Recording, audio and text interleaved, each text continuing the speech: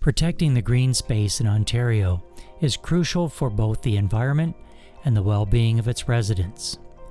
Green spaces, such as the Greenbelt, parks, forests, property coverage restrictions, setbacks, and boulevards, provide numerous benefits that affect air and water quality, biodiversity, climate change, and stormwater mitigation.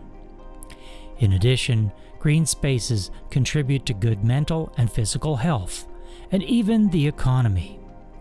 However, these areas are continuously threatened by urbanization, deforestation, and unsustainable development practices.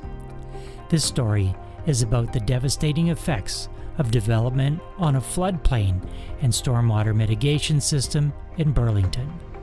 Our story starts on land that was designated permanent open space, since portions of these lands contain creek features, which are part of the stormwater management system for the community.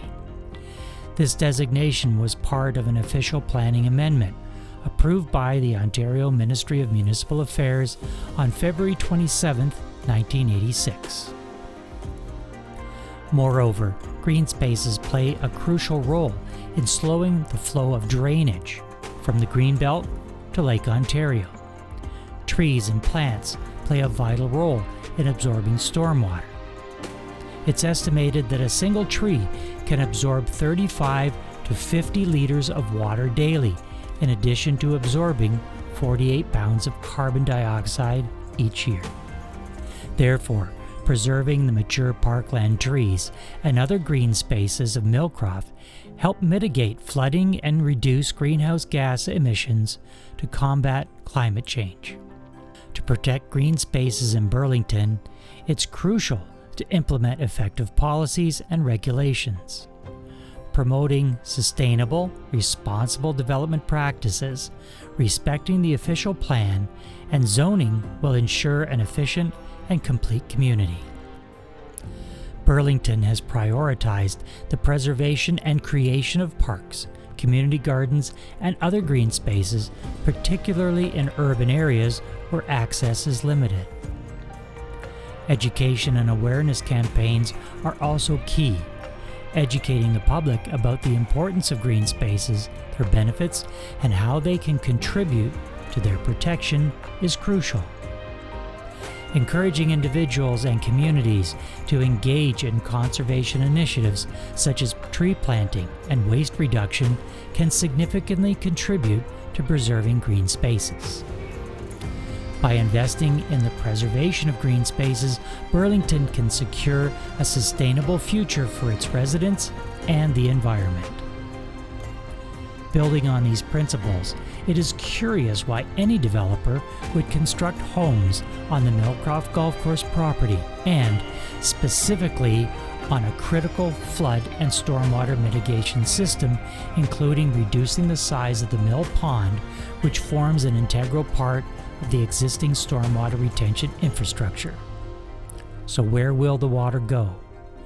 Building on floodplains and existing stormwater systems will only exacerbate the flood disaster of 2014, which cost over $90 million to clean up, according to the Insurance Bureau of Canada. This was in addition to the cost of deductibles to residents and the millions of dollars of cost to the city which self-insures. Not to mention the millions of dollars of lost time and productivity to businesses and residents of Burlington. The only direction for stormwater to travel from Millcroft is south by way of the Appleby Creek. So let's take a look at what is in the path of this next flood, like the one Burlington experienced in 2014. Traveling south from Millcroft, this leg of the Appleby Creek winds its way under Upper Middle Road and under the CN Railway line. The entire path is lined with deep trenches, bushes, and trees. Encroachment on property is rare here, and where there is an exception, the setback from buildings is buffered by vehicular parking areas and other stormwater mitigation techniques. Preserving wetlands is crucial in preventing water pollution, improving water quality, and enhancing biodiversity in aquatic ecosystems. Preserving green spaces is also essential for conserving biodiversity in Burlington. These areas provide habitats for various species, including endangered or threatened ones. Protecting green spaces ensures that wildlife has access to suitable habitats and helps prevent the fragmentation of ecosystems. As we cross the corner of Appleby Line and Mainway, two areas of concern appear: a gas station to the right and a waste management facility to the left. Major flooding on either of these properties could spill harmful contaminants into the creek system, only to be deposited further south. Green spaces also have a significant impact on human health and well-being. Numerous studies suggest that spending time in nature improves mental health, reduces stress levels, enhances cognitive function, and increases overall well-being. Access to green spaces is crucial for physical activities such as walking, jogging, cycling, and playing outdoor sports. These activities promote a healthy lifestyle, reduce the risk of obesity and chronic diseases, and contribute to community engagement and social cohesion. Furthermore, protecting green spaces can benefit the economy. Tourism related to natural landscapes and recreational activities generates revenue that creates jobs. Additionally, green spaces contribute to property values, attracting people to live near or visit areas with access to parks and recreational facilities. By protecting green spaces, Burlington can attract tourists, investments, and innovative industries focused on sustainability and conservation. The waterway easily handles the day-to-day normal rainfall of anywhere from 2 millimeters to 8 millimeters per hour. In 2014, the system was overwhelmed by 200 millimeters in 3 hours. This caused major highways, including the QEW, to close. So when you see the creek system running under the QEW here and think water can't possibly flood over this storm waterway, think again. Moving south of the QEW, we again see more than 100 feet of setback, and again buffered by large parking areas. We then come to the Appleby GO station, which drains its massive asphalt parking lot into the Appleby Creek, adding to the surge coming from the Millcroft area. This is where additional stormwater becomes immensely dangerous to human and animal life, along with major property damage.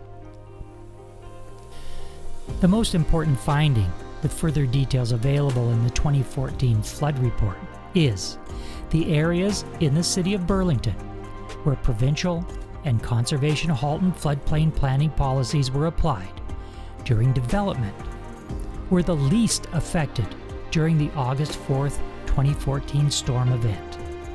These areas, typically developed after the mid-1970s, experienced the least amount of erosion and flood damage in comparison to areas of the city of Burlington that were developed before these policies were put in place.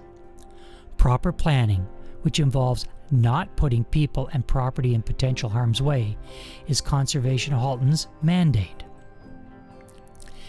As we cross over Fairview Street, we head into South Burlington. This area was severely affected by flooding. A considerable number of these houses were built before floodplain planning policies were implemented in 1970. An important factor to note as we move through this older sector of Burlington is no new development is built on top of floodplain danger zones. The new development is set back 40 to 80 feet from the waterway, with large open spaces and walking paths to buffer overflow. But these planning policies are only as good as the policies followed in North Burlington, namely Millcroft. Water will always take a path of least resistance, and in Burlington's case, flows south.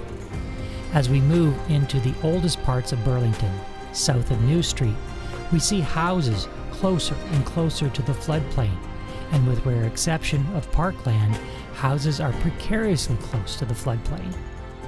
South of Spruce Avenue, houses are dangerously close to the waterway as it finally spills into Lake Ontario. So now, you know where the water will go. Will you be the next to clean up a flood? It's not just a Millcroft problem. It's a Burlington problem. Stop irresponsible development in Burlington. The City of Burlington and Region of Halton have unanimously opposed the development. You can make a difference by emailing the Minister of Municipal Affairs and Housing, the Premier, and your local member of provincial parliament. You can also support the efforts of Millcroft Green Space Alliance, a local not-for-profit organization who has hired experts to represent our community at the Ontario Land Tribunal hearing. To donate to Millcroft Green Space Alliance, please visit our website at millcroftgreenspacealliance.ca.